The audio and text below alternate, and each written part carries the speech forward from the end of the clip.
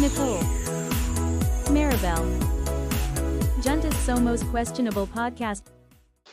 Bienvenidos a un nuevo capítulo en Cuestionable. El día de hoy tenemos a una invitada muy especial. Estamos súper felices de otra vez compartir un nuevo capítulo. El día de hoy nos acompaña Alejandra Cos. Alejandra Cos es una profesional muy apasionada en el mundo educativo. Aparte, ahorita ella está en Estados Unidos estudiando en Harvard, entonces nos va a contar parte de su historia, de su propósito y muchas enseñanzas que ella quiere compartir alineadas a su propósito como profesional. Bienvenida, Alejandra Cos. Hola, ¿qué tal? Mucho gusto, Nicole, mucho gusto, Maribel. Gracias por invitarme. Estoy súper emocionada de estar aquí hoy y súper feliz de compartir todo lo que sé con los que están escuchando el capítulo de hoy. Feliz de contar más de mi historia y de ayudar a otros chicos a que también puedan lograr sus sueños. Buenísimo, Ale. Mira, nosotros sabemos que eres una educadora y que estudiaste en la Católica. Entonces, la primera pregunta es, ¿cómo tú te das cuenta que quieres dar este paso y pues realizar una maestría? Porque hay unas personas que dicen, no, quédate trabajando un par de años, 5 años, otros que apenas terminan la universidad y ya están como en la maestría. ¿En qué momento tú te diste cuenta de que esto querías hacer? Esa es una gran pregunta porque creo que a mí lo que me pasó es que yo me gradué de la universidad o sea, algo que sí quisiera aclarar es que yo me presento como educadora, pero yo no estudié un pregrado en educación, sino en psicología educativa. Pero la maestría que estudié es en educación, entonces ya yo no digo que soy docente, porque no soy docente, soy educadora, porque finalmente ese es el rubro en el que me desenvuelvo, pero sí quería hacer la distinción para las personas que nos escuchan.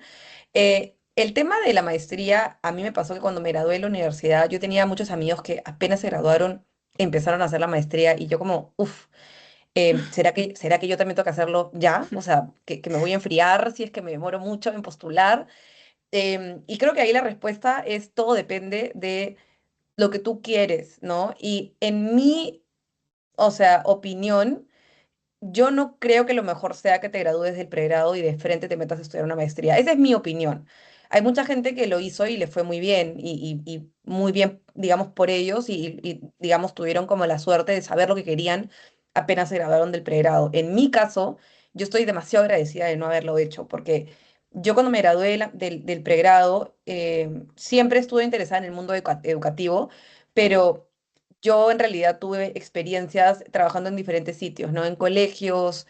Primero empecé en un colegio, no me terminó de encajar la experiencia con mis ambiciones, entonces me moví a trabajar en una universidad, en un proyecto educativo que me gustó bastante, pero tampoco me sentía realmente como hallada en ese espacio. Y he trabajado de ahí en docencia universitaria, en una escuela de posgrado. Y finalmente lo que me di cuenta es que yo estaba al inicio muy enfocada en políticas educativas, o no sé si políticas educativas, pero mi interés era más como macro, como yo, wow, quiero ver cómo funciona la educación desde, no sé, el Ministerio de Educación, o quiero ver cómo funciona este programa como desde acá, ¿no? Como que yo quería estar bien arriba, viendo todo, y por eso es que yo pensaba que lo mío era más como programas y políticas educativas, y las maestrías que yo buscaba eran justamente como en Education Policy. O sea, yo siempre estaba pensando en irme al extranjero y yo buscaba Education Policy.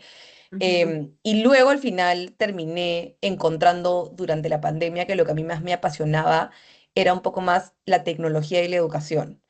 Y sí se puede hacer también el tema de políticas educativas desde el lado de la tecnología, pero a mí me interesaba más entender cómo la herramienta amplifica el aprendizaje y puede potenciar y transformar una experiencia de aprendizaje y por lo tanto la manera en la que educamos. Y creo que ese foco era muy diferente al de políticas. Yo quería entender más la psicología detrás, o sea, lo que pasa dentro de la cabeza de las personas para poder llevar eso a la práctica y transformar la educación. Yo siempre estoy pensando desde acá, a mí me gusta mucho pensar desde arriba, pero era un foco muy diferente. Y cuando yo me di cuenta que a mí me faltaban herramientas para lograr eso, es que dije, necesito una maestría, ¿no? O sea, estaba trabajando en diseño de aprendizaje. Yo era diseñadora de experiencias de aprendizaje en una edtech súper grande que se llama Creana. Y la verdad que me encantó, fue una experiencia increíble, trabajé a nivel de toda la región diseñando cursos y programas educativos para trabajadores de toda la región, pero sí hubo un momento en el que yo sentí que que ya había tocado techo, ¿no? Como que Ujú. ya sé todo lo que hay que saber sobre diseñar experiencias de aprendizaje con las tecnologías que conozco, pero me falta conocer más, conocer nuevas, que en realidad no están todavía como tan conocidas en la región, pero también Ujú. sentía que yo quería cambiar de rubro, o sea, me gustaba el diseñar experiencias de aprendizaje, pero no me, o sea, sentía que era un trabajo un poquito muy como como ya entendí cómo se diseñan las experiencias de aprendizaje, ahora quiero hacer algo más, o sea, algo que implique tal vez el que yo pueda coordinar un equipo de diseñadores de experiencias de aprendizaje. Y me gustaba más la parte acerca de la implementación y del producto. O sea, yo quería no estar tan metida en el contenido que va en la plataforma, sino más en cómo ese contenido se inserta en la plataforma para que toda la plataforma funcione de manera integral, para que un usuario aprenda de manera coherente. O sea, porque el contenido puede ser muy bueno, pero si la plataforma es Ujú. fatal, se murió el contenido. O también puede ser al revés, la plataforma puede ser increíble, pero el contenido es malísimo. Entonces, Claro. yo estaba muy enfocada en contenido y podía diseñarte un gran contenido con tecnología, pero dije, yo necesito algo más, yo quiero ver la experiencia completa, así como el usuario aprende en Duolingo, no solamente porque hay buenas clases, sino porque hay buenos features, ¿no? Como Ujú. buenas, ¿cómo se dice en castellano? Buenas, o sea, hay muchos complementos, muchos factores en la aplicación y en Los incentivos, ¿no? no, o sea, Duolingo tiene demasiadas cosas, pero otras plataformas también tienen otros componentes que potencian la experiencia de aprendizaje. Entonces yo quería eso, yo quería moverme más a la experiencia del producto, no solamente del contenido, y ahí es donde dije, no conozco, o sea, Claro. no sé nada de producto, no sé nada de cómo potenciar una plataforma, no sé nada de UX, de User Experience, de User Interaction. Y tampoco, como les dije, no sabía de tecnologías más allá de las que ya usaba en el día a día, ¿no? Y dije, así como salió OpenAI y ChatGPT, y con eso se revolucionó un montón los procesos de diseño instruccional, que es lo que yo hacía de generar contenido, dije, tiene que haber más, o sea, cosas que me estoy perdiendo, que no estoy logrando, que no llegan a mí porque todavía no llegan a Perú o a Latinoamérica. Entonces dije, yo quiero estar como en la primera línea de esos lanzamientos, ¿no? Y en verdad la maestría es para eso, es para que te puedan estar dando como las herramientas más novedosas, y estés tú como en la vanguardia de lo que sucede. Y eso es lo que yo quería, y creo que para mí lo más importante fue qué quiero lograr, ¿no? Y para mí era ese cambio hacia producto y qué me falta, ¿no? Y eso que me Ujú. falta lo puedo lograr por mi cuenta, y Ujú. probablemente sí puedes lograr muchas cosas por tu cuenta, no tienes que invertir en una maestría tan cara para lograr algo así, pero en mi caso yo sí sentía que lo que iba a lograr con una maestría iba a ser más allá de aprender, como que leer y aprender lo que está ahí escrito, yo quería hacer, quería sentarme a producir tecnologías educativas, quería aprender de otras personas, quería el acceso al ecosistema que la universidad tiene, que no lo iba a lograr con un ecosistema puramente digital, o sea, por una maestría a distancia, ¿no? Entonces creo que por eso yo opté por una maestría, porque sentía que había una brecha en mis capacidades, y esa brecha no la iba a poder cubrir completamente leyendo o metiéndome a un diplomado o algo de ese rango, ¿no? Ujú. Ah, qué interesante, Ale, que nos compartas eso. Y entonces, alineado a eso, fue que tú decidiste formarte y entrar a la maestría. ¿Y dónde decidiste, cómo elegiste tu maestría? Es decir, imagino que, bueno, en el mercado hay un montón de información sobre maestrías y demás. ¿Cómo tú hiciste para poder elegir el lugar, el país, y qué maestría estudiar? Bueno, ya tenías más claro eso. ¿Qué nos podrías compartir de ese momento? Sí, claro. Creo que en verdad el momento de elegir una maestría es súper personal, porque Ujú. depende de qué cosas cada uno priorice, ¿no? Yo conozco muchas personas que, digamos, quieren ir a buenísimas universidades, pero también quieren priorizar una ciudad un poco más accesible en términos económicos, ¿no? O quieren priorizar el acceso a poder viajar un poco y conocer otros países, ¿no? Entonces, todo eso en realidad va a influenciar qué eliges tú como destino de maestría. O sea, siempre el primer paso va a ser definir qué programa quieres, ¿no? Ujú. Porque acá creo que algo bien importante de mencionar es que hay universidades buenísimas y no tienen el programa que tú buscas, o la universidad puede ser buenísima y el programa que tú quieres en esa universidad no es bueno. Entonces, yo no empezaría ni por el país ni por la universidad. Lo que yo hice es que yo empecé por el programa. Y yo, cuando determiné que quería educación y tecnologías, Ujú. dije, listo, vamos a buscar, ¿no? Y al final de cuentas, empecé buscando rankings, ¿no? Porque dije, yo siempre he sido una persona altamente competitiva conmigo misma, ¿no? En el colegio, la verdad que siempre he sido una de las alumnas que mejor le iba, pero porque yo era naturalmente así, ¿no? Como me importaba Ujú. mucho el rendimiento académico. Y en el pregrado igual, yo me gradué primer puesto en mi promoción en la Católica en psicología Wow. y lo chistoso es que en verdad me enteré 3 días antes de la grabación, porque, o sea, no te lo dicen con anticipación. Ujú. Pero siempre fui una persona altamente competitiva y me importaba ir a una universidad con buen ranking, sobre todo porque si voy a invertir tanto dinero, porque finalmente la maestría en el extranjero hay diferentes rangos de precio, pero va a ser una inversión fuerte. Dije, si voy a invertir en una maestría en el extranjero, va a ser en una que realmente valga la pena, porque si no, también había la posibilidad de quedarme en Perú y hacer una maestría en Perú, en una universidad buenísima en Perú, que creo que eso también es importante aclararlo. Hay maestrías buenísimas y más accesibles en Perú o a distancia, y creo que es importante que los chicos interesados en maestrías no se cierren a la posibilidad de hacer ese tipo de maestrías también. Yo también las consideré y las busqué y la verdad que hay muchas excelentes maestrías a distancia. En mi Ujú. caso, yo sí quería mudarme, yo quería tener la experiencia presencial fuera, no quería vivir fuera y conocer gente e interactuar con ellos y que eso sea parte de mis prioridades. Entonces, cuando ya encontré el programa y me fui a los rankings, siempre encontraba universidades, ya sea en Estados Unidos o en Inglaterra. Esos eran los dos países que como tenían los mejores puestos en maestrías de educación y tecnología. Y en Ujú. verdad, algo que ahí ya puramente cuestiones personales mías, yo quería Estados Unidos. Em, yo ya había hecho un intercambio estudiantil durante el pregrado en Europa y me encantó, fue increíble, pero quería como irme a otro lado, ¿no? Quería Estados Unidos y sobre todo creo que lo que me llevó a Estados Unidos es que la mayoría de productos EdTech, o sea, como de tecnologías educativas que yo he Ujú. visto, que yo veía, no todos, pero la gran mayoría de los más populares han salido de Estados Unidos, ¿no? Y yo dije, entonces, creo que mi corazón como que me llevaba, mi intuición me llevaba un poco más hacia Estados Unidos porque ahí estaban los referentes que yo buscaba. Las empresas, las personas, los visionarios que están en Estados Unidos son a los que yo quería tener acceso, ¿no? Y dentro de las universidades, la verdad que ahí la historia es un poco larga, pero para hacerlo corta, me senté como 2 meses así diarios sin parar a armar un Excel gigante de todas las universidades que me interesaban, los pros y los contras de cada una, los precios de cada una, las becas que ofrecía cada una, los profesores que habían, los laboratorios de investigación, por si me interesaba hacer investigación, todo. En verdad tienes que hacer un listado de todo, ¿no? Y yo terminé con como 6 universidades que me gustaban bastante y obviamente las universidades estaban categorizadas entre súper caras y medianamente caras y como accesibles. Pero yo siempre estuve orientada a postular a la beca Fulbright para poder financiarme parte de estos estudios. Pero obviamente hice todo este planeamiento considerando la beca y o sea, que me sacaba la beca y que no me sacaba la beca, ¿no?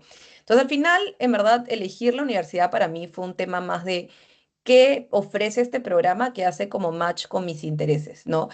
Porque habían unos programas súper buenos que tenían mucho enfoque en diseño instruccional, que diseño instruccional es lo que yo hacía cuando trabajaba en Creana y cuando trabajé en otras instituciones, que eso es lo que yo ya no quería hacer, ¿no? Me interesaba, me gustaba, pero yo ya no quería hacer eso. Entonces, hubo muchas universidades que yo terminé descartando porque yo no quería un camino rígido hacia el diseño instruccional. Yo quería algo que me amplíe un poco las puertas y que me dirija hacia diferentes caminos. Yo quería una maestría un poco más, no voy a decir open-ended, porque finalmente no es tampoco o sea, mi maestría tenía programas diferentes y yo estaba en el programa de tecnologías, pero quería una maestría que me permitiera explorar, no que me encasillara en algo tan como rígido. Entonces, ahí encontré finalmente, en verdad, el programa que más me gustó era el de Harvard. El de Harvard y el de Stanford son los que más me gustaron, en verdad, esos eran mis top dos. Em, y la verdad que el de Harvard, lo chévere que tiene era que es una maestría, es una malla completamente flexible. Que eso es lo que a mí me terminó de convencer, porque yo quería yo venía de background educativo, yo venía de un background aplicando, diseñando programas de aprendizaje, ¿no? Y yo ya no quería repetir lo mismo que ya había aprendido, y eso es lo que yo veía en muchas mallas curriculares de maestrías. Veía cursos de cosas que yo ya había visto en el pregrado.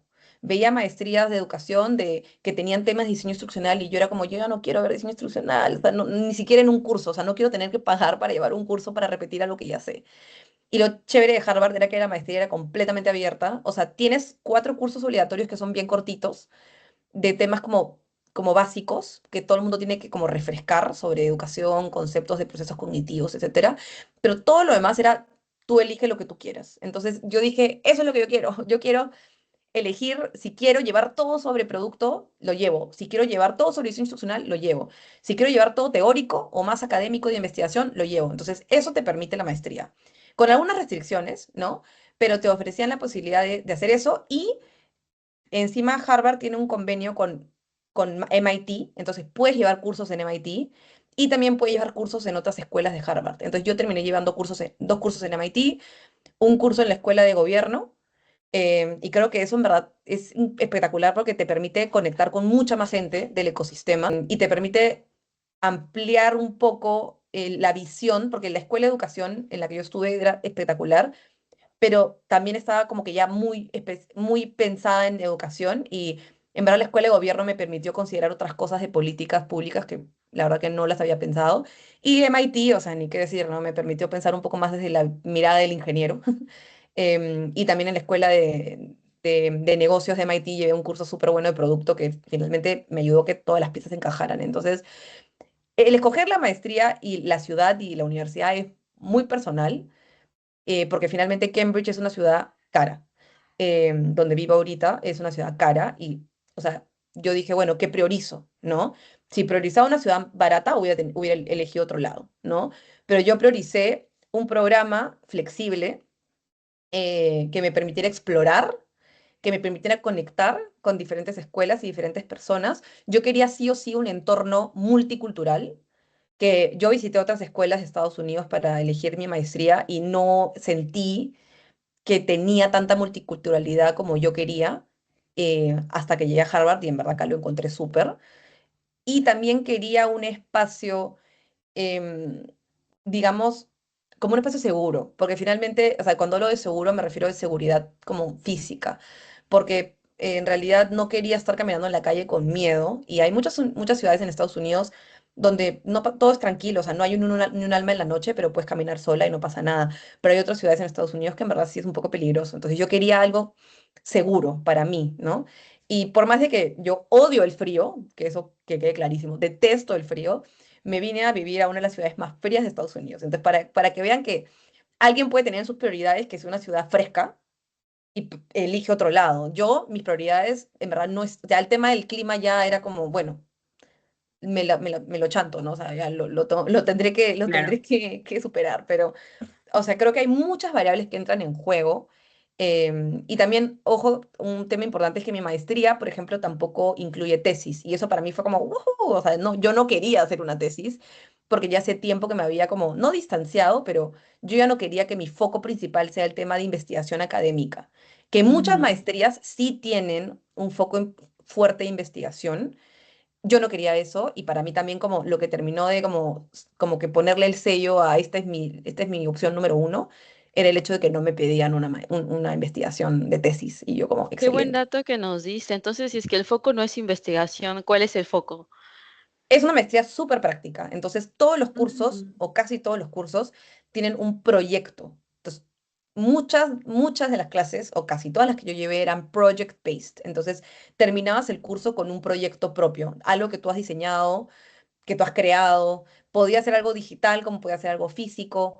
Entonces, la conclusión de la maestría no es que salgas con una tesis, era que salgas con múltiples proyectos que puedas añadir a tu portafolio, que Ah, creo que es lo que yo también quería. O sea, yo quería algo que demostrara, o sea, que yo pudiera ujú, ir a postular a un trabajo y decir, mira, yo hice esto y yo te lo ujú. puedo hacer a ti también, ¿no? Como empresa. Claro, sí, wow, qué chévere. Yo no sabía eso también, me motiva, porque Qué interés. creo que muchos jóvenes, sobre todo, no nos gusta mucho hacer tesis, porque creo que lo haces ya en el pregrado, y después otra vez otra tesis. Ale, justo en eso que mencionaste de convenios, creo que en un momento también lo mencionaste, hay, creo que hay universidades que también te ayudan con el convenio para hacer tus prácticas. Creo que en la maestría suelen hacer prácticas o es diferente. A ver, eso depende en realidad. Ujú. Hay Ah, ok. programas hay programas que te van a pedir sí o sí hacer como prácticas durante el Mm, verano. La mayoría de programas voy a hablar por Estados Unidos porque no conozco realmente los contextos de otros países, ujú. pero la mayoría de universidades acá tiene maestrías de 1 o 2 años. La mía fue una maestría de 1 año y no requería prácticas. No era Ok. requisito hacer ningún tipo de internship ni nada de ese estilo. Mm, Pero, por ejemplo, muchas amigas mías que también están en Harvard, que han hecho maestrías de 2 años, lo que suelen pedir es que hagas un internship entre el primer y el segundo año, o sea, en el verano del primer y segundo, entre que pasas de un año a otro, ese ujú. periodo de verano, que son como 2, 3 meses, algunas maestrías te suelen pedir que hagas internship, pero no es obligatorio. Yo conozco mucha gente que en su programa no era requisito y en el verano se fueron de vacaciones. O sea, no es obligatorio que tengas que hacer internship. Si quisieras hacerlo, yo, por ejemplo, mi programa no me lo pedía, pero igual hice internship para la universidad durante el año académico. O sea, mientras que estudiaba, también trabajaba para un laboratorio en la universidad que se llama em, Learning Innovations Laboratory y tenía como 4 o 5 horas a la semana que dedicaba al laboratorio y ya, o sea, hay la posibilidad, eso sí, yo no lo hice, pero hay algunas personas que lo que hacen es que lo reconocen como créditos. Entonces, o sea, te puede contar como para que sumes créditos en tu récord y no tengas que llevar otro curso, ¿no? Pero yo sí quería llevar cursos, así que no hice eso. Qué interesante. Entonces ha sido como un largo proceso para que tú puedas decir, efectivamente, Harvard es mi primera opción y efectivamente eso fue lo que conseguiste porque actualmente pues eres un alumno de Harvard y bueno, no sé si en este camino que has estado como viendo más sobre el tema de psicología, educación, no sé si te hubiera gustado especializarte o hubieras elegido otra rama. O sea, dentro de la psicología y la educación o otra carrera. Ajá, aparte de esos dos, de O psicología sea, o educación. sí, creo que en realidad, o sea, yo siempre desde que era muy niña, me interesaba mucho entender por qué las personas se comportan como se comportan. Yo sé que esto se puede estudiar desde diferentes ámbitos. Creo que lo que hice finalmente fue como lo correcto, porque la psicología es lo que te va a permitir entender un poco más el comportamiento humano. Hay otras áreas, otras carreras, como también el marketing, que estudian bastante psicología para ver el comportamiento de la gente, ¿no? La economía también lo hace bastante, la sociología, la antropología. Yo creo que yo quería entender más lo que pasa por la cabeza de las personas y los procesos cognitivos y por eso tomé la decisión correcta. Pero creo que si no hubiera estudiado psicología educacional, que es lo que finalmente en lo que me especialicé, y si no hubiera estudiado educación, em, a mí es lo que me gusta mucho y es algo que en verdad me apasiona, todavía me apasiona, pero de diferentes formas. A mí me interesa mucho el movimiento. Y cuando digo movimiento me refiero a toda forma de actividad física. Yo cuando era más joven hacía un montón, no voy a decir deporte, porque finalmente cuando alguien dice deporte se imagina pues tenis o vóley o no sé, fútbol. La parte kinestésica, algo así. Exacto. He pasado por muchos deportes, o sea, hice gimnasia artística por bastante tiempo, luego hice softball, que es como béisbol, pero para mujeres, también varios años en el colegio, y luego baile. Hice baile mucho tiempo, o sea, baile fue creo que la parte más grande de mi adolescencia, adultez joven, o sea, he hecho de todo, o sea, he hecho ballet, jazz, danza contemporánea, he hecho hip hop, breakdance, house, salsa, danzas aéreas, incluso he hecho telas y trapecio, o sea, he probado todo lo que hay para probar, lo he hecho. Y la verdad que incluso, en verdad creo que el baile clásico fue lo que hice por más tiempo, o sea, ballet y danza contemporánea. Y a mí siempre me gustaba mucho el estar en movimiento, porque, no sé, me ayudaba a estar más conectada conmigo misma y me ayudaba a como liberar mi mente un poco y siempre estuve muy, muy, muy cercana al movimiento. Pero recién en los últimos años que obviamente, bueno, dejé el baile y me dediqué a hacer ejercicio de otras formas, encontré una pasión el ejercicio un poco más, no quiero decir tradicional, porque finalmente suena un poco feo decirle tradicional, pero me metí a hacer como más ejercicio, no en un gimnasio, sino como en un estudio donde, que es como de spinning. Yo en Lima dicto clases en un estudio que se llama Boost, que hace indoor cycling, y empecé como alumna, y luego me ofrecieron ser coach, y yo como, o sea, yo nunca he sido entrenadora de deporte, o sea, he sido docente, ¿no? He Ujú, sido otro tipo de como guía. Pero cuando empecé a dictar cycling, o sea, me capacité, entrené, me di cuenta que en verdad hay una, a ver, también hay una conexión muy fuerte entre la educación y ser instructora, ¿no? De indoor cycling. ujú. Entonces, en mi caso estoy como logrando conectar ambas cosas que me apasionan, que es el ejercicio, el movimiento con la educación y la psicología. Pero creo que si no hubiera estudiado una carrera en psicología y educación, hubiera estudiado algo ya sea de danza o de kinesiología, porque realmente me encanta entender el movimiento humano. También me interesa mucho entender, en verdad, el tema de la composición, o sea, la anatomía y los movimientos. Y, no sé, incluso de chiquita, o sea, tenía una fascinación por cómo se hacen, o sea, cómo los masajistas saben hacer lo que hacen. O sea, tipo, no sé, y a mí me interesa entender el cuerpo humano también. Entonces, creo que la parte interna de la psicología es lo que hice finalmente, pero también me Ujú. interesa entender todo el humano en su integridad, o sea, en su integridad, como que no solo lo interno, sino lo externo, y eso del cuerpo también es algo que me apasiona mucho, que no he logrado explorar más allá de ser como entrenadora, o sea, instructora de spinning, pero me encantaría en algún momento complementarlo con algo de kinesiología también. Creo que has dado un buen resumen, o sea, te interesa todo el ser humano, ¿no? Desde Sí. adentro, por fuera. Sí, es algo que me acabo de dar cuenta ahorita mientras te lo decía, como Sí, que esta parte externa e interna es como, ah, eso tiene sentido. tiene mucho sentido Sí, de día educadora y por la tarde coach de spinning. Qué interesante. Por la mañana y por la, Por- por la tarde, porque suelo dictar antes de empezar a trabajar. Es fuerte, es fuerte. ah, pero se complementa bastante bien, ¿no? Y eso te hace como que una muy buena profesional en el campo porque tienes eso que se complementa y te ayuda pues a tener mejores enseñanzas. Wow, qué interesante, Ale.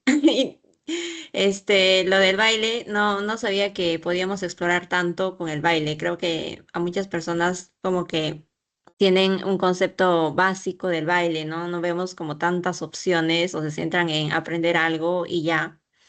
Claro. Pero qué chévere que podamos explorar más del baile. Sí, o sea, creo que en realidad Ujú, algo que a mí a lo largo de los años como que o sea, es algo que siempre me interesó y siempre me gustaba y siempre lo hacía y nunca llegó a hacer tanto clic hasta que empecé a enseñar, ¿no? Este spinning y algo que es bien curioso y lo he comentado y la gente de mi maestría sabe es que yo llegué a la maestría así como un lienzo en blanco, ¿no? Yo dije, quiero explorar, como les comenté, ¿no? Quiero estar abierta a todo lo que me proponga esta experiencia. Y uno de los cursos que tuvimos al inicio de la maestría era diseñar lo que tú quisieras, ¿no? Diseñar algo de aprendizaje, pero de lo que tú quieras, ¿no? Y había gente que diseñó cosas con inteligencia artificial, había gente que diseñó, no sé, un taller, alguien diseñó como un producto, como que diseñó una cajita que no sé qué cosa hacía. Había infinidad de cosas que la gente diseñó. Y yo dije, yo quiero diseñar algo que tenga que ver con el movimiento, porque finalmente era algo que siempre me gustó y siempre me interesó. Y dije, ¿sabes qué? Este es el momento. Que creo que eso para todas las personas que quieren hacer una maestría y o ya estén empezando, les recomiendo que se dejen llevar y sueñen en la maestría. O sea, todas las cosas que nunca vas a poder hacer. A menos que sea en una maestría, realmente son las que tienes que hacer. O sea, este ujú. proyecto personal de cómo diseñar algo sobre el movimiento, o sea, era algo que tenía ahí en un cajón y dije, ojalá algún día pueda hacer algo, ¿no? Y lo hice en la maestría y me encantó. Y finalmente diseñé como un manual de instrucción para entrenar coaches de indoor cycling, ¿no? Y para hacerlo tuve que hablar con bastantes personas, varios coaches de acá. Hablé con gente de Boston, hablé con gente de Lima, hablé con gente de México, que es donde yo me capacité. Y me dieron un montón de feedback y fue una experiencia súper chévere para mí. Pero lo más curioso es que luego cuando yo postulé a trabajos, porque finalmente estoy todavía en Estados Unidos trabajando, Ujú. postulé a una startup que hace, educativa que hace contenido curricular de educación física para colegios. Y obviamente cuando postulé les hablé de este proyecto y me dijeron, wow, esto está increíble, esto es lo que queremos hacer, que no sé qué. Y yo como, entonces, o sea, nunca hubiera llegado a ser la candidata ideal para ese puesto si no me hubiera dejado llevar por una pasión que tenía y explorar, o sea, porque mucha gente te dice, ay, tienes que diseñar cosas que luego o sea, durante la maestría, ¿no? Tienes que diseñar cosas que luego puedas poner en tu portafolio y que sean como vendibles, ¿no? Como que la gente te Ujú. quiera contratar. Entonces, yo diseñando un manual de instrucción para coaches, o sea, eso yo no, o sea, yo lo miré como, eso nadie me va a contratar, o sea, ¿a quién le va a interesar un manual de instrucción para coaches? Y la profesora nos decía, diseñan lo que quieren, como que no piensen en que esto es algo que tienen que vender o terminar para que sea un producto final, ¿no? Solamente Ujú. trabajen su creatividad, era full foco en creatividad. Y yo nunca Ujú. hubiera pensado que esto iba a terminar siendo un trabajo, porque finalmente, en verdad, acá en Estados Unidos hay edtechs de todo tipo, entonces nunca se me ocurrió que iba a haber una empresa que veía educación física y tampoco nunca había hecho el clic de lo porque en Perú finalmente nunca he trabajado en educación física formalmente, nunca he trabajado en una escuela siendo profesor de educación física y no es algo que tampoco esté en mis planes, pero sí como educadora, ¿no? Con todo el background que tengo, la educación física hacía demasiado sentido. Y cuando postulé y mostré todo, me dijeron, esto está espectacular, esto es lo que nos encanta, como que definitivamente eres un súper perfil. Y yo, wow, o sea, las cosas como que Te solamente encontraron. encajaron Ujú. propias y creo que en realidad un consejo que le puedo dar a la gente es en verdad, haz la maestría con las puertas abiertas, ¿no? Y que fluya tu creatividad y déjate soñar, ¿no? Lo que sea que quieras explorar en la maestría, algo que nunca te dio el tiempo de hacer por tu cuenta, eso es lo que puedes hacer en tu maestría en un curso que tenga un proyecto, ¿no? Así que eso en verdad es creo que algo súper valioso que puedo compartir. Sí, súper interesante, Ale. Gracias por compartir eso. La verdad que a veces también nos dejamos presionar por el mundo, no sé, de las empresas, el mundo corporativo, qué es comercial, qué no, qué vende, qué programa debes aprender, qué no. Y así tal vez dejamos pasar las cosas que nos apasionan, ¿no? O no fortalecemos nuestro talento o dejamos salir nuestra creatividad. Un mensaje, Ale. Y Sí, qué yo lindo creo que que tal estés vez ahí. Yo creo que tal vez al inicio como que dijiste: "Este es un pasatiempo, es un hobby", pero viste que también se puede aplicar al mundo laboral, ¿no? No era como que tan separado como lo ves, están muy relacionados todos. Tal cual. Sí, y Ale, justo y ahora estás en la maestría. También nos mencionaste que en el camino, cuando viste tus prioridades y demás, encontraste una beca. Cuéntanos qué significó esa beca en tu camino de poder estudiar tu maestría, cómo fue tu proceso de aplicación, cómo lo descubriste. Ujú. Yo tenía la beca Fulbright ya como mapeada hace tiempo y creo que eso es algo Mm. importante de mencionar, que es que no postulen a una beca apresuradamente. O sea, yo lo que hice fue que, mira, existe esta beca, bueno, ya, qué chévere, ¿no? Y eso fue como en el 2020. Y luego en el 2021 dije, ya, creo que voy a empezar a ver programas y para ver qué quiero hacer en mi maestría, ¿no? Y cuando empecé a explorar esos programas y empecé a ver los precios, dije, necesito financiamiento, o sea, yo no puedo pagar esto, ¿no? Y ahí es donde empecé a ver opciones como Fulbright, ¿no? Cuando ya había definido que iría a Estados Unidos, vi Fulbright y dije, esto está chévere. Y tenía un amigo, que en verdad era un amigo que no veía desde las épocas del colegio, pero era un conocido, que se la ganó y le escribí, ¿no? Y me dijo, hablemos cuando quieras. Entonces, 2021 seguí como viendo la beca. 2022 me acuerdo que me uní a una charla, que Fulbright da charlas todo el tiempo. Me uní a una charla virtual, tomé apuntes, ¿no? Y pensé, ¿qué pasa si postulo este año, ¿no? Y después me di cuenta de los rangos de tiempo y dije, no, o sea, no tengo las cosas tan bien pensadas como para hacer esto este año. Entonces, pero me dediqué el resto del año como, ¿qué me interesa? ¿Qué quisiera hacer? ¿No? Como ya definir bien, bien, bien programas y universidades. Y luego ya en enero del 2023 me uní a una charla más y dije, este es el año en el que postulo la maestría. Entonces me uní a la charla, tenía todo el calendario ya mapeado antes de la charla, solo fue la charla para ver como más específicamente temas de detalles y lineamientos. Y perfecto, cuando terminó la charla hice preguntas, todo.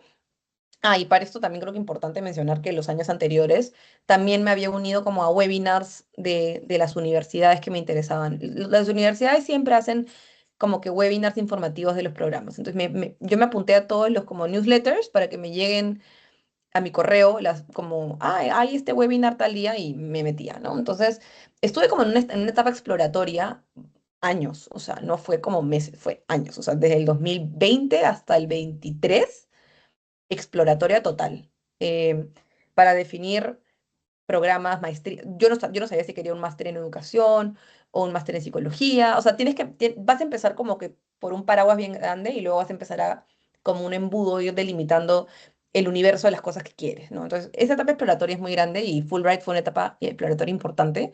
Y al final lo que hice fue nada, me uní al webinar, organicé mi agenda y esa parte es bien importante porque en verdad, no, o sea, el postular una beca tiene muchos pasos. Fulbright tiene muchísimos pasos. Y para mí lo más importante fue, ok, ¿qué cosas puedo empezar a matar desde ya, ¿no? Te pedían el registro de notas, listo. Enviar correo a la PUC, solicitud, pagar, descargar, listo. Te pedían CV, listo, CV, O sea, todas las cosas que podía ir avanzando desde antes, las avanzaba desde antes, ¿no? Habían cosas que te pedían como el inglés, ¿no? Te piden postular a Fulbright con un examen de inglés. Antes era solamente el TOEFL. Ahora no sé si aceptan Duolingo, creo que sí, pero antes era el test del TOEFL y Ujú. tenía que dar el TOEFL. Entonces eso también toma tiempo porque tienes que, no sé, yo pagué un profesor para que me ayude a practicar y luego pagué un examen de simulación, o creo que lo di por mi cuenta, no me acuerdo, y luego pagué el examen de verdad y lo di el examen de verdad, te llegan los resultados, de ahí tienes que mandarlos, o sea, hay cosas que toman tiempo y hay cosas que las puedes hacer en un día, ¿no? Como eso, como, no sé, tu CV, tal vez no en un día, pero descargar tu certificado, un día, ¿no? Pero ensayos toman tiempo. Fulbright te pide las universidades que quieres, así en orden, o sea, te piden cuatro.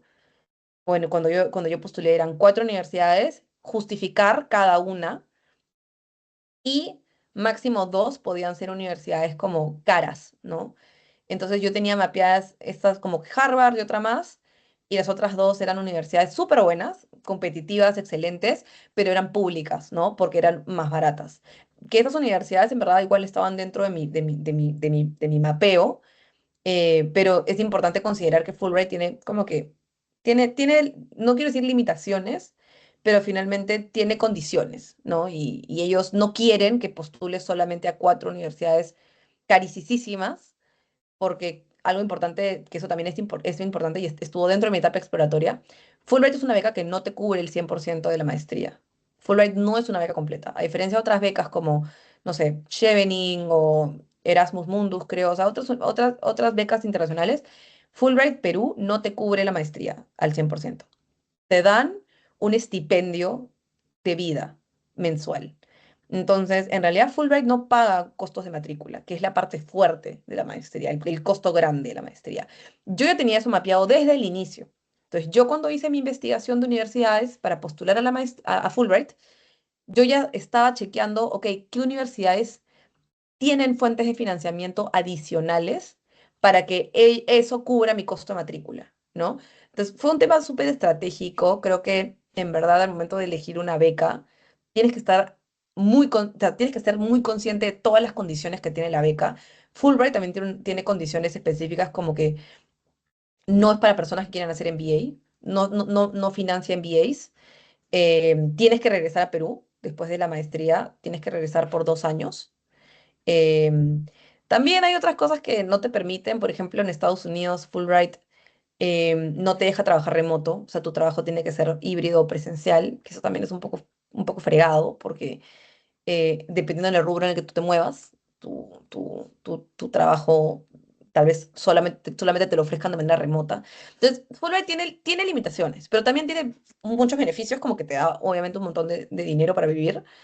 Te pagan seguro de salud.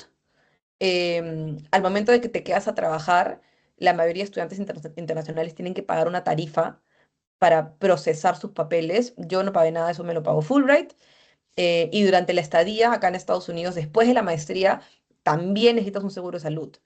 A mí también eso Sí, eso me lo paga y el Fulbright, seguro es ¿no? importantísimo. Obvio, sí, no, el seguro de salud. Sí. Ya no, o Ujú. sea, ya no es requisito que lo tengas como estudiante internacional. O sea, lo que pasa es que cuando estás estudiando una maestría, como estudiante, sí necesitas un seguro. Sí. Pero ya cuando te quedas después de graduarte, creo que no es un requisito. Entonces está a tu propio riesgo si lo tienes o no. A mí me lo pagó Fulbright, entonces con eso estoy súper agradecida. Y también Fulbright obviamente te da un acceso espectacular a otras a personas del rubro. Yo en Harvard cuando decía que era de Fulbright, la gente, wow. Entonces es una institución muy conocida, Sí. muy prestigiosa. Estoy súper agradecida con Fulbright, pero a los chicos que vean esto, en verdad, las becas, todas tienen condiciones, todas tienen limitaciones y ventajas. Entonces, lean bien las condiciones, lean bien los requisitos también, porque hay muchas becas que tal vez no son para ustedes. Y cuando digo no son para ustedes, no lo digo como ustedes no califican, sino, por ejemplo, Fulbright te pide volver al Perú. Si no está en tus planes volver al Perú, entonces no postules a Fulbright, porque esta no es la beca para ti, esta es la beca para las personas que van a retribuirle a su país volviendo por 2 años, porque el registro es 2 años, y luego te vas de nuevo a Estados Unidos si tú quieres, ¿no? Pero creo que es bien importante que tú también elijas una beca que sea compatible con lo que tú quieres, ¿no? Sí, porque yo veo muchos chicos de Fulbright que de ahí se quejan de, ay, yo me quiero quedar más tiempo trabajando, porque me toque regresar. Y es como, o sea, tú postulaste sabiendo que esas eran las condiciones, te puedes quejar, obviamente, pero no hay nada que hacer porque se supone que tu compromiso con el país era ese, ¿no? Si en tus planes está volver al Perú, en el mío siempre estuvo volver al Perú, yo me estoy yendo feliz, o sea, tipo, no estoy, o sea, estoy triste de irme en algún momento a Estados Unidos, sí, pero estoy feliz de regresar a mi país porque yo siempre supe que esa condición era parte como del paquete y parte de mi compromiso, o sea, yo, Alejandra, quería volver. Entonces, creo que una beca tiene que también estar muy alineada a tus metas y a tus ambiciones. Entonces, es importante que uno también elija la beca que sea compatible con él o con ella. Perfecto, sí, he leído que es una de las becas más competitivas a nivel mundial. Entonces, felicitaciones, Ale, por el increíble logro que tuviste y también muy valioso lo que nos compartes, porque sí es cierto que algunas becas como que se alinean o bueno, tienen algún propósito en particular y si eres parte de esa beca, pues tienes que alinearte con ese propósito, ¿no? Sí. Que es la con la que nos compartes. Y bueno, en ese proceso de tu aplicación, ya cuando te preparaste y aplicaste a la beca, ¿cuál crees que fue lo más difícil en el proceso? ¿Involucra etapas como entrevista? ¿Qué crees que hizo que tu perfil destacara de los demás? Porque al ser una beca tan competitiva, que te ayudó finalmente poder tenerla. Sí, es una muy buena pregunta. En verdad, en el caso específico de Fulbright, para mí la parte más retadora fueron los ensayos, en verdad. Fulbright te pide dos ensayos. Te pide un ensayo que se llama Study Objectives y otro que se llama ya como Statement of Purpose, que son diferentes porque el de objetivos de estudio es plantear cuál es tu objetivo con la maestría, ¿no? O sea, ¿qué quieres ganar de habilidades, en términos de habilidades, en la maestría? em, ¿Cuál es tu meta con la maestría? em, en cambio la otra es más acerca de tu historia y por qué tú quieres hacer una maestría en este momento de tu vida y qué aspiraciones tienes para la maestría. Están muy conectados, pero son diferentes, porque al menos como yo lo vi, el tema de objetivos de estudio es muy específico a tu rubro. Es, yo, Alejandra, quiero estudiar una maestría en educación y tecnología para ganar estas habilidades y retribuirla a mi país de esta y esta y otra manera, ¿no? Es como muy, muy enfocado en el impacto en el rubro y sí, en el impacto en el rubro sí, pero en tu interés en el rubro y cómo ese rubro le va a impactar al Perú. Entonces, es algo más pensado en ti, tu perfil, dentro del rubro en el que te mueves. Y en cambio, el Statement of Purpose es más como una historia inspiracional. Es qué te llevó hasta donde estás hoy, que te llama ahorita a hacer una maestría en el extranjero. Y específicamente una maestría en Estados Unidos. En ambos ensayos tiene que quedar muy claro por qué esos objetivos de estudio solamente los vas a poder lograr en Estados Unidos y cómo tu historia de vida te está llevando a Estados Unidos también. Y ambas cosas tienen que traerte de vuelta al Perú. O sea, tus objetivos de estudio tienen que estar amarrados a tu regreso al Perú y tu personal statement también tiene que demostrar que tú tienes esta pasión por volver y retribuirle a tu país. Entonces, para mí fue muy retador porque, primero que nada, eran dos ensayos, o sea, era bastante trabajo y eran ensayos largos, o sea, creo que eran creo que eran 1000 palabras cada uno, que no suenan tan largos, pero más bien te queda corto el espacio, pero eso, el regresar, editar, cortar, cambiar, refrescar, como, me tomó bastante tiempo y sobre todo creo que lo que yo no estaba tan segura era qué me distinguía a mí de otros candidatos. Esa era la parte que a mí me costó más, como qué de mi historia de vida me diferencia de otros y me hace destacar, ¿no? Entonces, me acuerdo que un día estaba tan estresada que dije, no, no puedo seguir escribiendo y salí, no sabía ni siquiera cómo empezar. Y salí a pasear a mi perro y me acuerdo que en ese momento como tuve una epifanía y dije, oye, ¿sabes qué? Creo que lo que me distingue es esto. O sea que en ese momento yo trabajaba más como en el área de aprendizaje adulto y capacitación, ¿no? Entonces dije, creo que lo que a mí me distingue es eso, que yo trabajo en educación, pero cuando la gente piensa en educación, piensa en niños, en colegios y en como aulas físicas. Y yo trabajaba con adultos de manera como con aprendizaje a distancia y en aulas digitales, o sea, tipo espacios como plataformas de aprendizaje. Entonces dije, creo que esto es lo que me distingue. Y ahí sí empecé mi ensayo, ¿no? Y hablé mucho acerca de cómo en realidad o sea, mi perfil era muy importante para el desarrollo del país desde un ámbito de la educación que no se toca tanto o no se habla tanto, que es el desarrollo de las habilidades cuando eres adulto.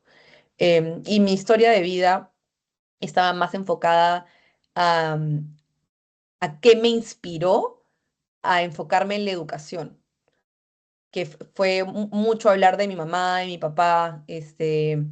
Hablé bastante sobre mis inicios en el colegio y en la universidad, que siempre me atrajo mucho el tema educativo, que lideré proyectos educativos, lideré un proyecto de debate que en verdad también me ayudó a confirmar de que me interesaban los programas de educación y la juventud y las habilidades de los adultos, etcétera.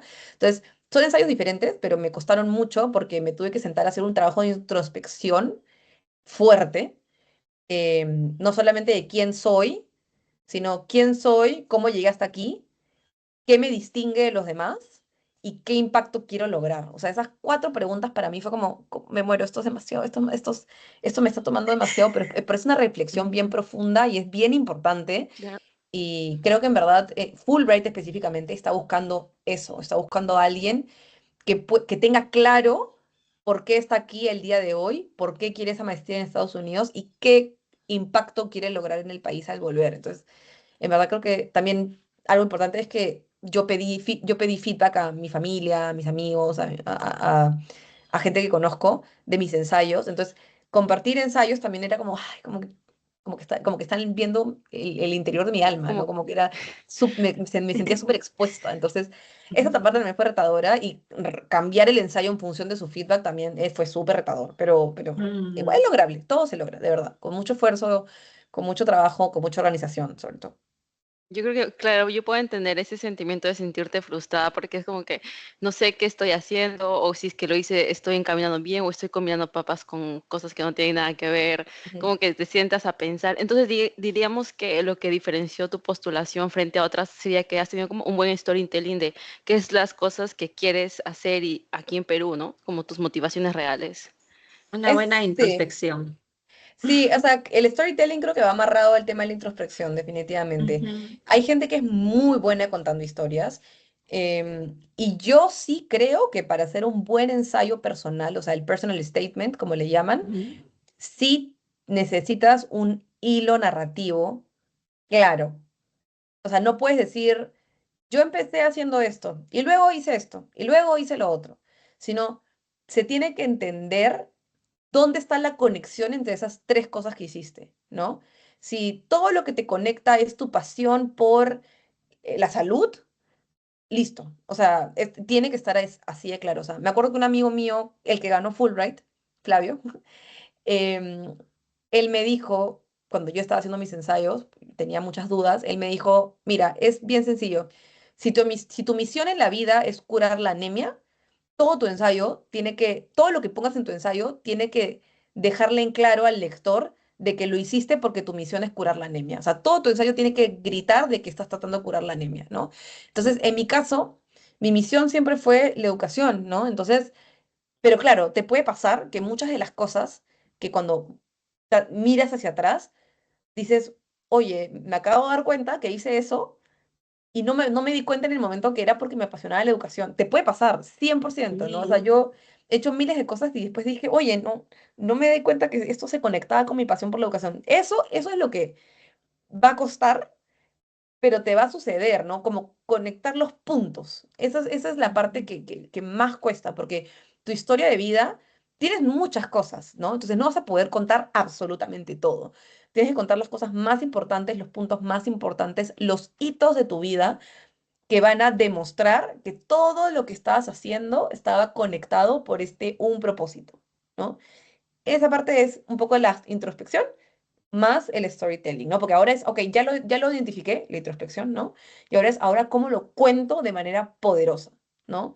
Y de manera que enganche y que sea como leer la historia del héroe, ¿no? No quiero decir héroe como que todas somos heroínas, pero como cuando lees una historia, ¿no? Como la Odisea, ¿no? Siempre es como el viaje del héroe es algo que al lector lo engancha mucho porque es como que, ay, superó obstáculos, ¿no? Y salió como victorioso. Eso es un poco lo que se busca en los ensayos, ¿no? Leer algo que inspire, no leer algo que es como muy enfocado en, ay, sufrí A, sufrí B, sufrí C, esto me pasó lo otro. No, no es una historia de pena, ¿no? El que va a leer tu ensayo, o la persona que va a leer tu ensayo, quiere ver una historia que diga, wow, o sea, esta persona realmente ha pasado por tantas cosas y ha logrado tantas cosas y tiene demasiado interés en cambiar el Perú.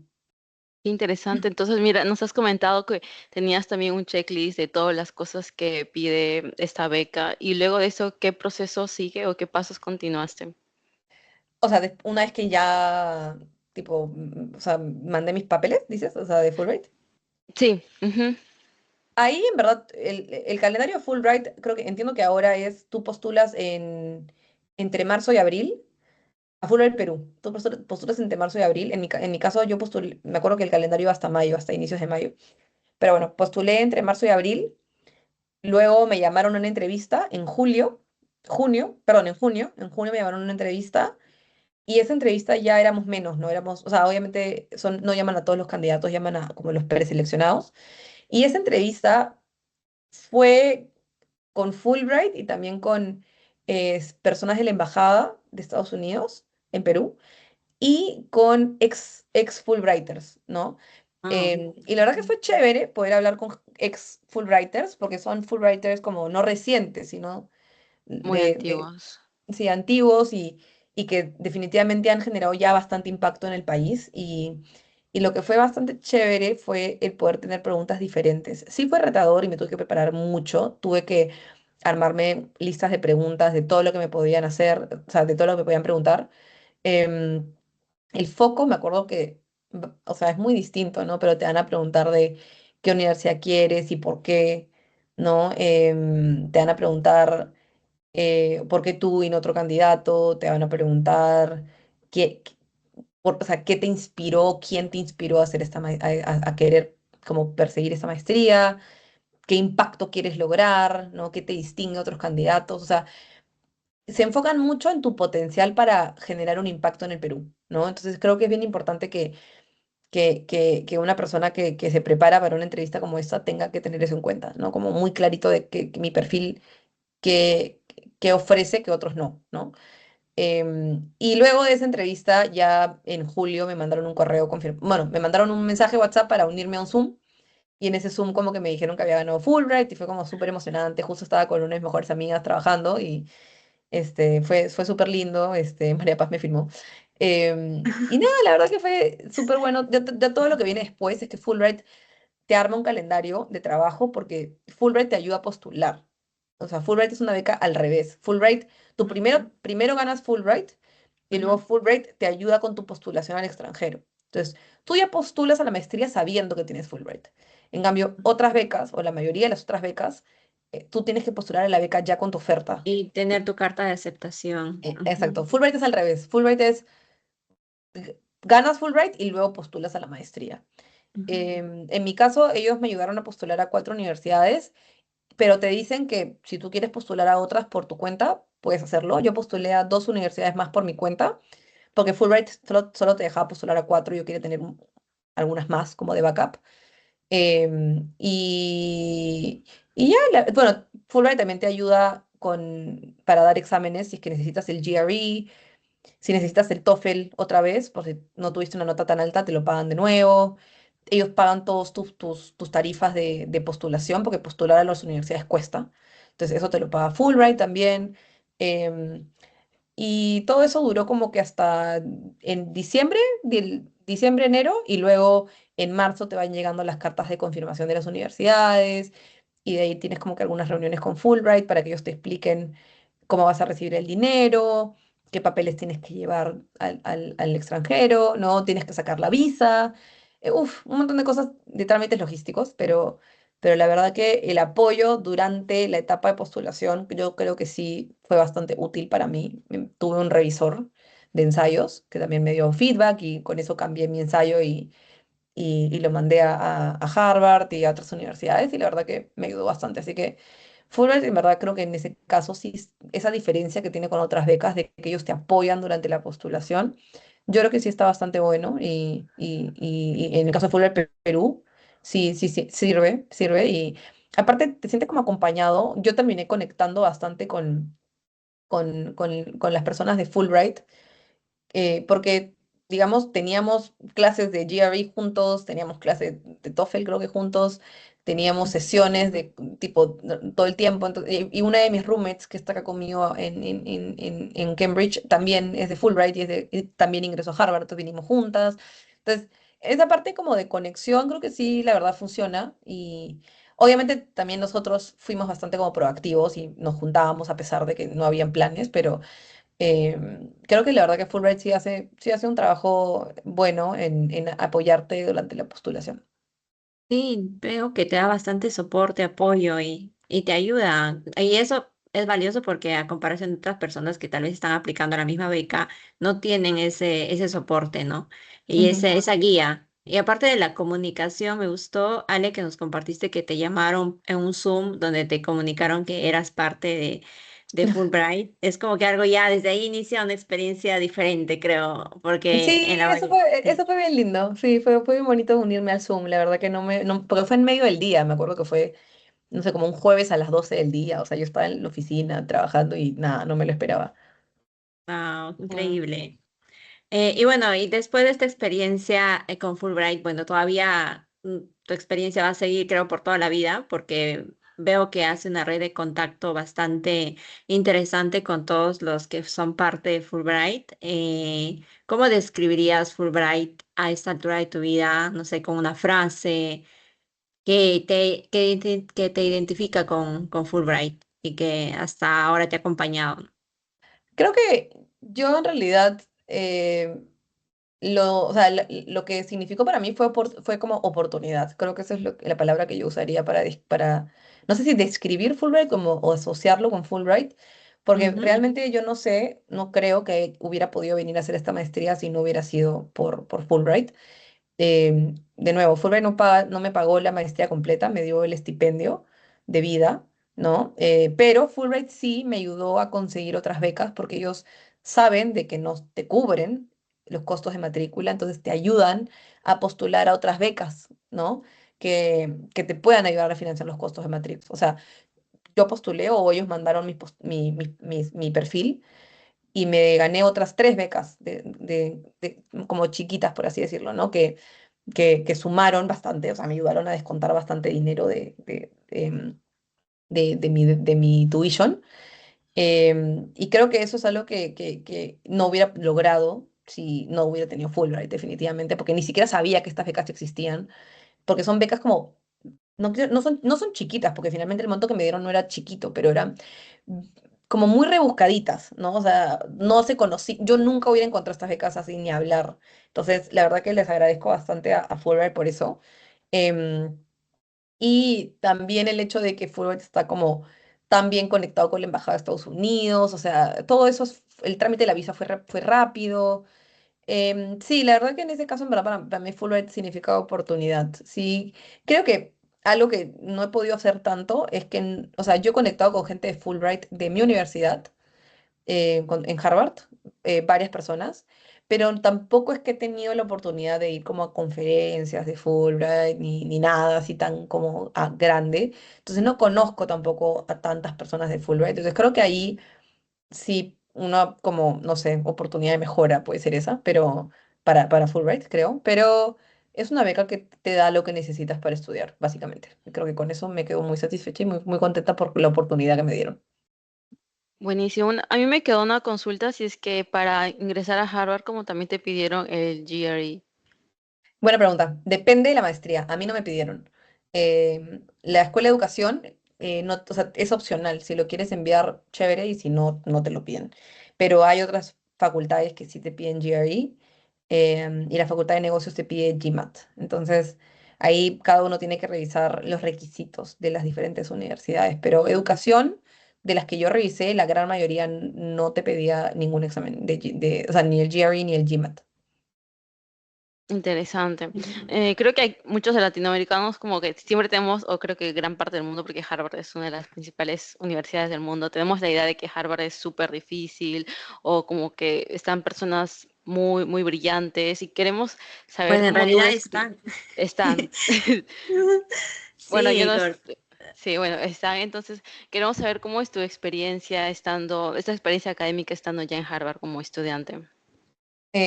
O sea, creo que en realidad en la universidad definitivamente priman los perfiles muy top, o sea, como gente muy inteligente y gente como ya no fuera de este planeta, o sea, realmente hay gente que yo me sentaba al costado me acuerdo que sí, en mi promoción había un señor que era como estudiante como nosotros, que había fundado una empresa gigante que todo el mundo conocía y la vendió, y como ya no necesita trabajar para vivir, entonces se metió a hacer una maestría en Harvard, ¿no? Entonces, y ese era un perfil reconocidísimo, o sea, yo he trabajado con gente, he estudiado con gente que ha trabajado en Google, que ha trabajado en Plaza Sésamo, que ha trabajado en Netflix, o sea, es gente espectacular y pero sobre todo gente en verdad que nosotros siempre nos reímos de esto, pero mi facultad, específicamente de educación, se caracteriza porque toda la gente es muy buena gente.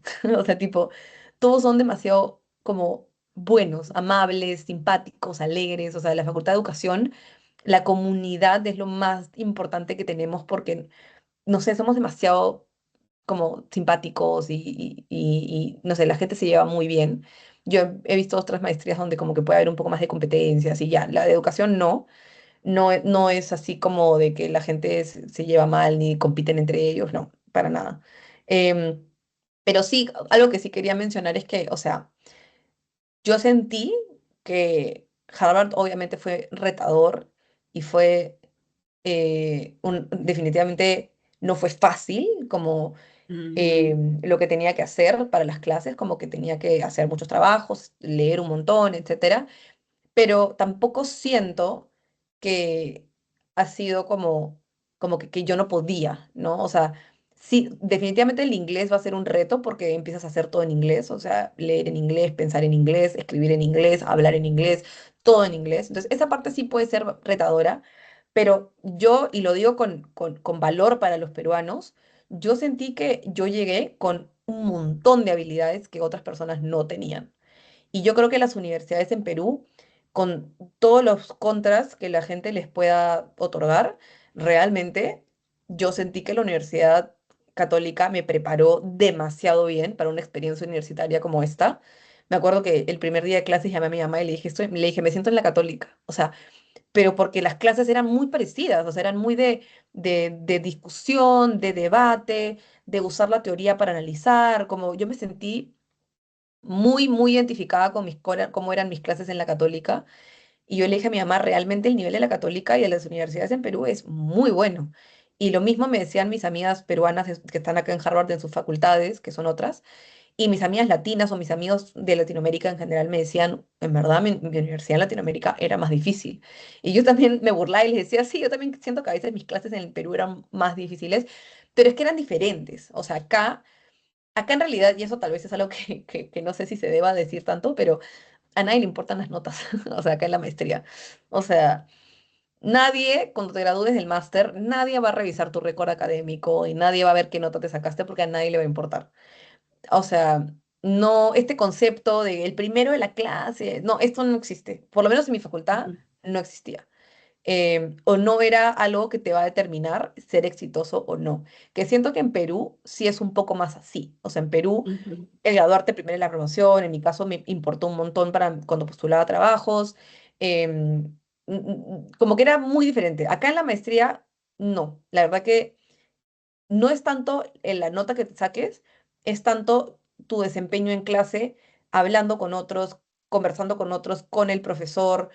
O sea, es ujú. que la gente te conozca, pero porque reconoce que eres inteligente y dices cosas inteligentes y cosas que aportan a la Ah, discusión, o sea, que ujú, promueves el aprendizaje de la clase.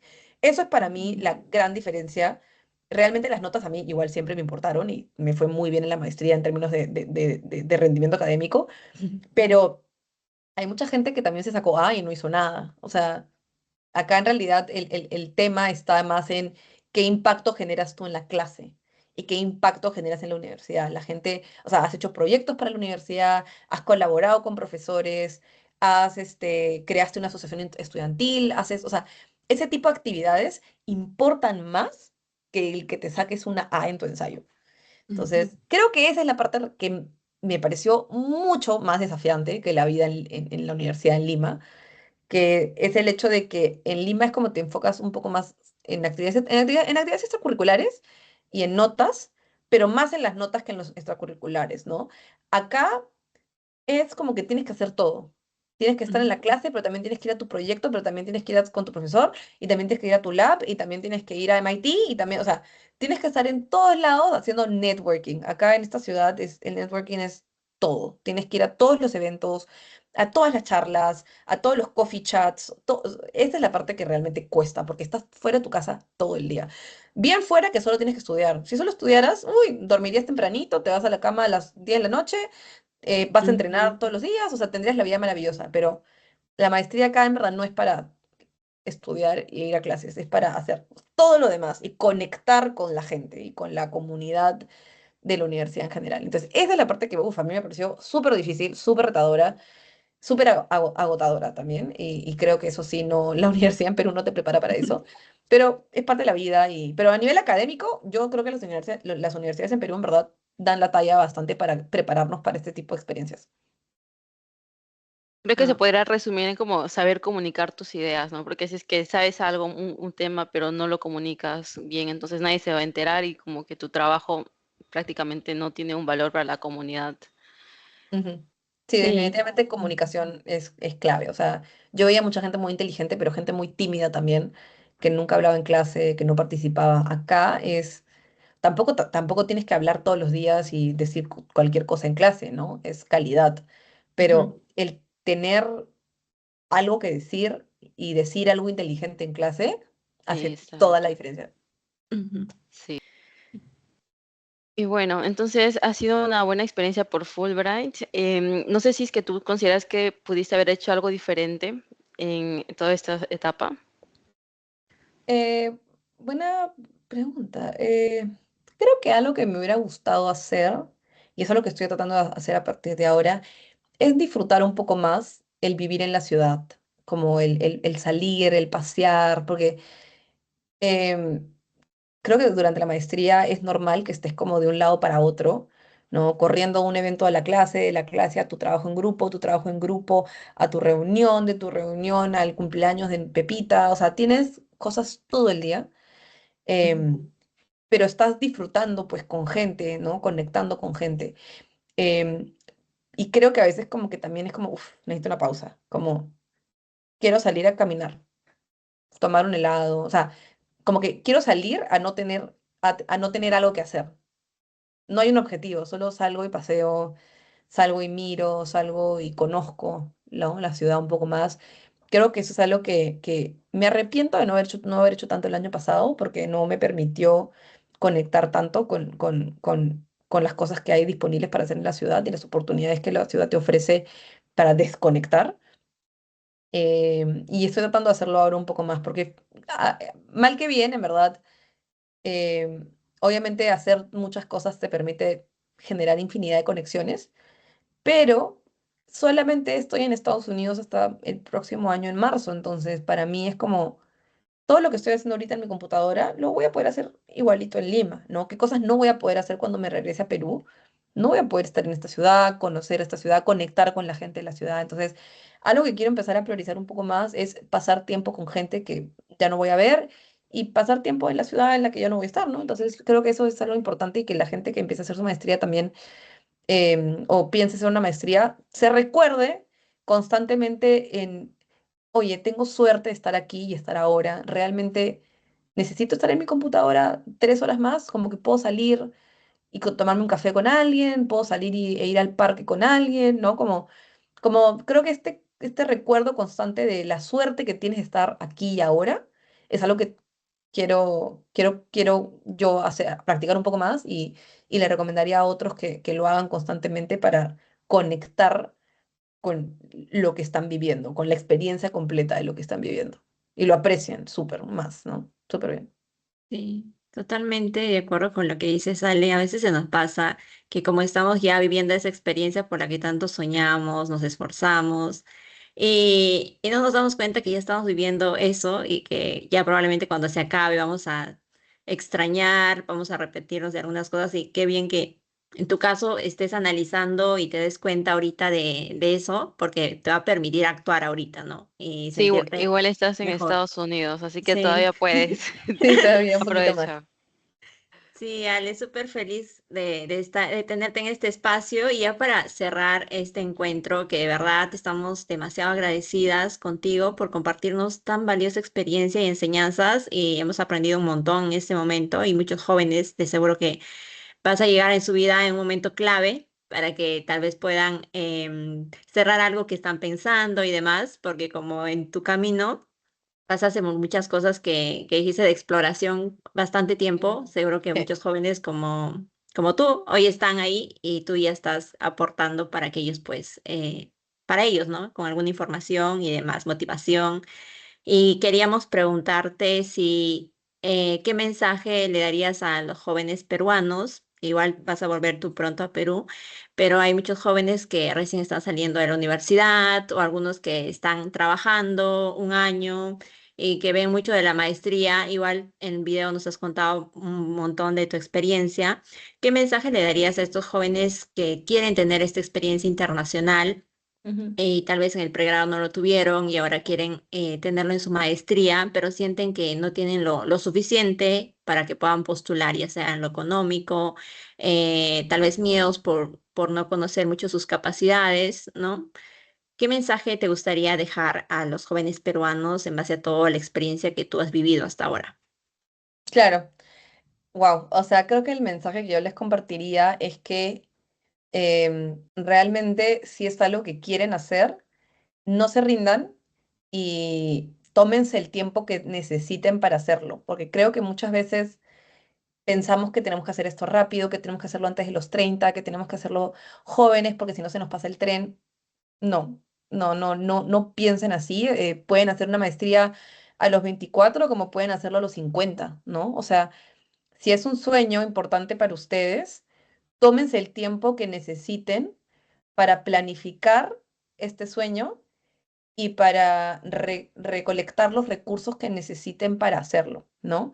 En mi caso, yo tuve la suerte de ganarme una beca y, o sea, los invito a todos a que también postulen a becas, porque finalmente, en verdad, para eso están, ¿no? Las becas son para que la gente postule y las gane y pueda usar eso como recurso para financiarse la maestría, así que los invito a todos a que se sienten y organicen una lista de becas y con todos los requisitos, a ver si cumplen con esos requisitos. Y yo creo que en verdad algo que importa mucho es que una vez que ya tengan esa lista, tómense el tiempo que sea necesario para cumplir los requisitos. O sea, si hay cosas que les piden, como me estoy inventando, ¿no? Te piden tener una empresa, tómate el tiempo que necesites para crear tu empresa, ¿no? O si te piden tener 2 publicaciones académicas para ganarte la beca, tómate el tiempo que necesites para publicar tus 2 artículos, ¿no? Académicos. Pero creo que algo importante es que empiecen a explorar desde ya. O sea, tómense el tiempo que necesiten para postular y para cumplir su sueño. Si necesitan 2, 3 años, chévere. Si necesitan 10, chévere también. No pierdan esa ambición, no pierdan ese sueño, pero sobre todo, si realmente lo quieren cumplir, hagan un trabajo de preparación y de planeación muy, muy profundo, muy extenso, ¿no?